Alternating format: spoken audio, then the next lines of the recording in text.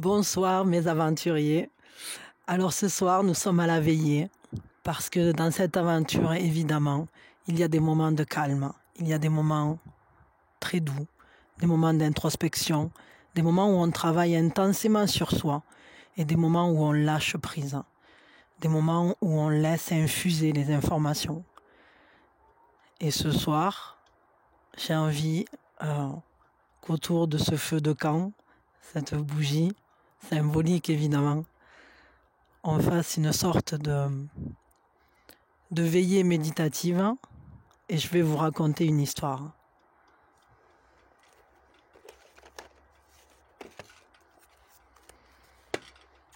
Alors je vais prendre une carte dans le tarot de la transformation de Osho et je vais vous raconter l'histoire associée pour la laisser vibrer en vous.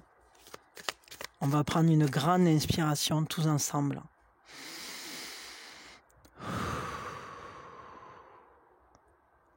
Et tandis que le feu crépite, vous pouvez fermer les yeux. Les enfants jouent autour. Les oiseaux de nuit font leur petit chant. Et l'air est doux.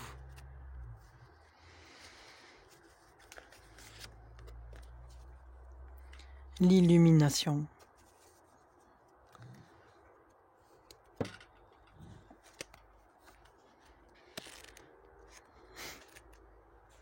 Certains sont déjà endormis comme Lila sous la table. Lila, c'est ma chienne. On l'entend ronfler. Elle est très paisible. Il n'y a pas de problème. L'illumination. Pourquoi le Bouddha attend aux portes du paradis? L'histoire raconte que lorsque Gautama le Bouddha mourut, il arriva devant les portes du paradis. Ces portes s'ouvrent rarement, seulement quelques rares fois au cours du siècle. Il n'y a pas de visiteurs tous les jours, et lorsque quelqu'un se présente, tout le paradis s'en réjouit. Une conscience de plus est parvenue à l'éveil. L'existence devient bien plus riche que ce qu'elle n'était. Les portes étaient ouvertes, et tous les éveillés déjà parvenus au paradis se tenaient là. Parce que dans le bouddhisme, il n'existe pas de Dieu, mais toutes ces personnes illuminées sont divines. Aussi, y a-t-il autant de dieux que d'êtres éveillés? Ils s'étaient tous réunis à l'entrée, avec de la musique, des chants, de la danse. Ils voulaient accueillir Gautama le Bouddha. Mais à leur grande surprise, celui-ci se tenait le dos tourné à la porte. Son visage était encore tourné vers le lointain rivage qu'il venait de quitter. « Voilà qui est étrange. Qui attends-tu » lui demandèrent-ils. « Mon cœur n'est pas si petit, aurait-il répondu. J'attends tous ceux que j'ai laissés derrière moi et qui s'évertuent sur le chemin. Ils sont mes compagnons de voyage. Gardez vos portes fermées. Il vous faudra attendre encore un peu avant de célébrer mon entrée au paradis, parce que j'ai décidé que je serai le dernier homme à passer cette porte. Quand tous les hommes se seront éveillés et auront franchi cette porte, quand il n'y aura plus personne au dehors, alors le moment sera venu pour moi d'entrer. Cette histoire est une légende, ce n'est pas un fait réel. Une fois éveillé, vous pénétrez la source universelle de la vie et cette décision ne vous appartient pas. Ce n'est ni votre choix, ni votre décision. Mais l'histoire dit que Bouddha résiste encore, même après sa mort. Cette histoire vient de ce qu'il avait annoncé la veille de sa mort, qu'il vous attendrait tous. Il ne peut plus attendre ici.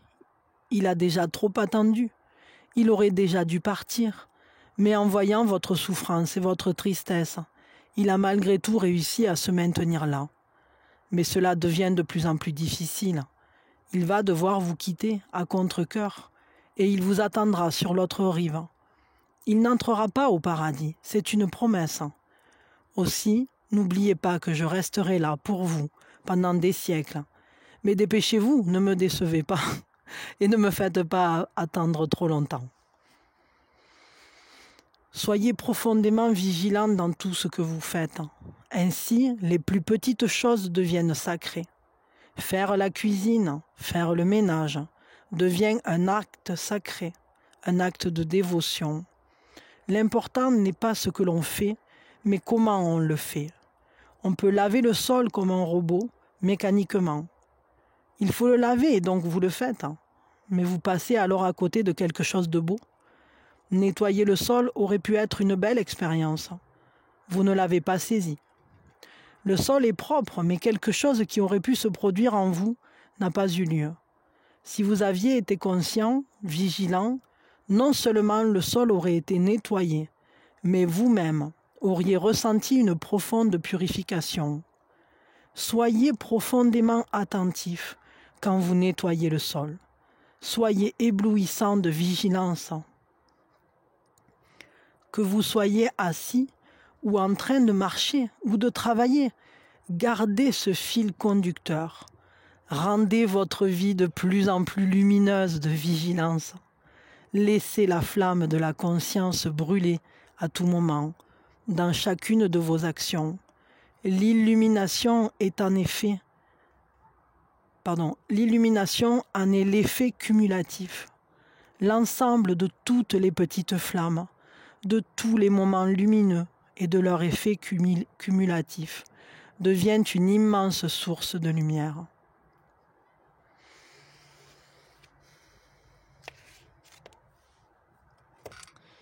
Voilà, c'était l'histoire de Gautam le Bouddha qui nous mène à l'illumination par chacun des petits moments, chacun des instants présents, chacun des partages aussi que l'on fait. Et le fait d'être tous ces petites lumières, ces petites flammes, tous ensemble. Que chacun porte sa flamme. Et tous ensemble, nous aussi, on est tous des flammes, on est tous des lumières. Et que chaque lumière brille intensément. Que chacun vibre à la hauteur de ce qu'il est, à la force de ce qu'il est, à la beauté de ce qu'il est, en toute authenticité. Tout ça, ça nous mène tous ensemble vers une sorte d'illumination, vers une sorte d'éveil. Parce que c'est un grand main à main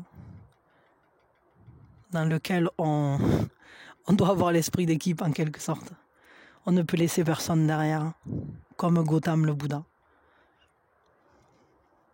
Alors c'est joli, moi j'aime ces contes. Et c'est beau de les raconter au coin du feu. Comme dans l'ancien temps, comme dans les aventures. Je vais laisser un peu la bougie brûler et le temps passer pour vous donner l'opportunité de prendre ce temps pour vous, de respirer.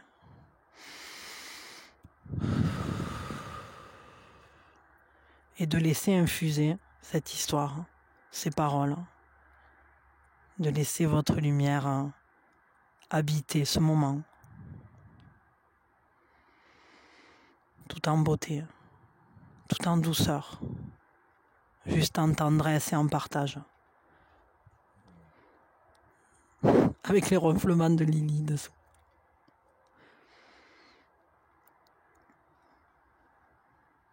Visualisez la scène, ce feu de camp, en pleine nature, au milieu d'un petit campement ou d'un petit village, avec des gens autour, certains que l'on connaît, que l'on aime, certains que l'on ne connaît pas, qu'il est agréable et bon de découvrir, de rencontrer.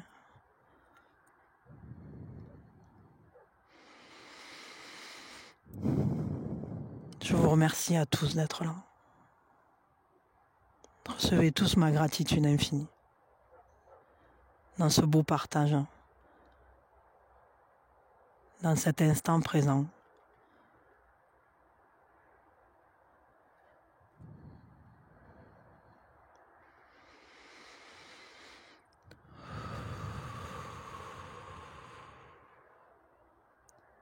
que la vie vous habite et que vous habitiez la vie dans chaque petit moment.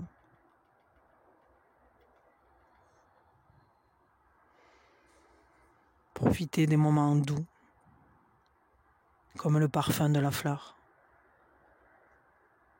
Profitez des moments qui vous font avancer dans chacun des pas que vous faites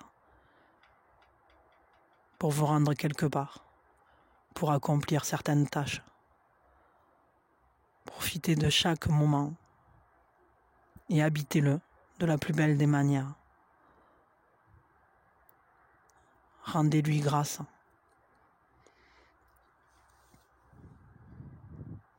Rendez-vous grâce.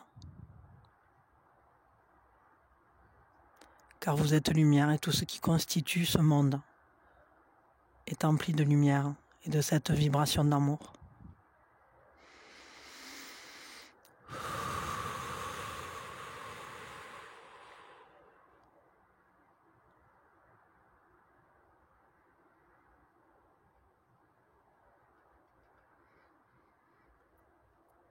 Que la douceur du soir reste dans votre cœur. Que ce moment de partage, ce joli moment, vous habite. Et que cette histoire infuse en vous et vous rappelle que nous sommes tous unis, tous sur un même chemin, tous porteurs d'une même lumière, tous investis de l'amour de ce monde. Émerveillons-nous ensemble.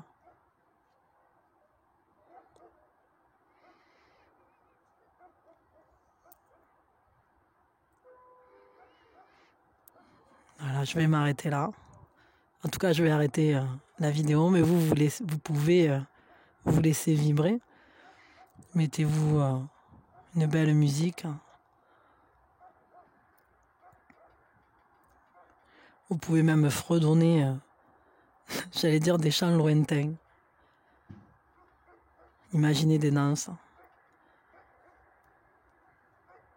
Imaginez la vie autour de ce feu de camp. Merci de participer à cette aventure. Je vous fais des gros bisous. Je vous aime fort et je vous dis à quand vous voulez. Et j'espère que ce petit moment méditatif vous aura parlé, vous aura plu.